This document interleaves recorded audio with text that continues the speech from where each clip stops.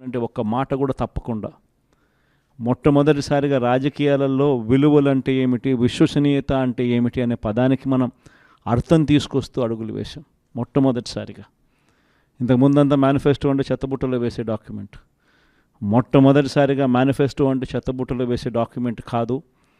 Manifesto అని అంటే ఒక బైబిలు, ఒక భగవద్గీత, ఒక ఖురాన్ అని చెప్పి మొట్టమొదటిగా నిర్వచనం మారుస్తూ చెప్పిన ప్రతి మాట కూడా నెరవేర్చాం.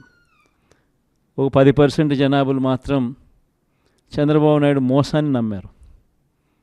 చంద్రబాబు నాయుడు క్యాంపెయినింగ్ ఇంటింటికి పోయినప్పుడు వాళ్ళ ఎమ్మెల్యేలు చేసిన క్యాంపెయిన్ పిల్లలు కనపడితే నీకు 15,000, నీకు 15,000, నీకు 15,000, నీకు 15,000 సంతోషమా అని అడిగే క్యాంపెయిన్.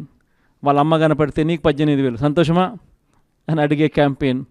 వాళ్ళ ఇంట్లో ఇంకొక ఆడవాళ్ళు కనపడితే నీకు మళ్ళీ 18,000 సంతోషమా అని అడిగే క్యాంపెయిన్.